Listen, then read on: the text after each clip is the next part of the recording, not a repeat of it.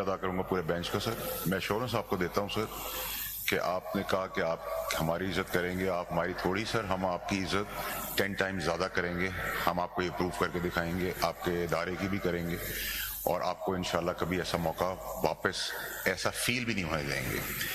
دوسری سر میری ریکویسٹ آپ سے یہ تھی کہ سر بینگ گریشیس, آپ کا پورا بینچ صاحب مہتاب کے سر, آپ نے ہمیں اور بھی ڈائریکشن دی, انسپائر کیا, شاید ہماری زندگی میں وہ سب کام آئے گا.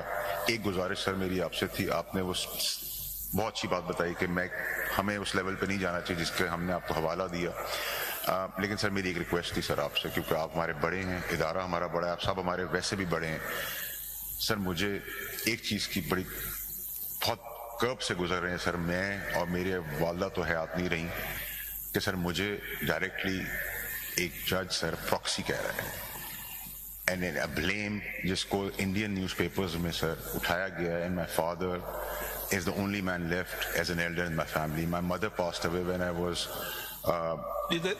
ذرا میں آپ کو یہاں روک لوں, اگر آپ نہ بات کہتے تو وہ وہاں تک بات پہنچتی نہیں.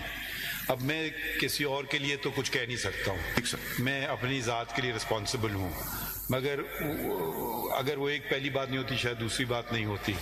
تو ہم آپ کی عزت اور ادارے کا احترام جیسے آپ نے توقع کی اس سے زیادہ کریں گے. مجھے ذاتیات پہ کوئی ایشو نہیں ہے, مگر جب ذاتیات جب ادارے سے منسلک ہو جاتی ہے نا, اب آپ آج سینیٹر ہیں کل نہیں ہوں گے, یا آپ ایم این اے شاید کل نہ ہوں, تو وہ آپ پھر عام شہری ہو جاتے ہیں. مگر آپ کی قوم پہ آپ کی نظریں ہوتی ہیں کیونکہ آپ ایک ایم این اے ہیں اور آپ ایک سینیٹر ہیں.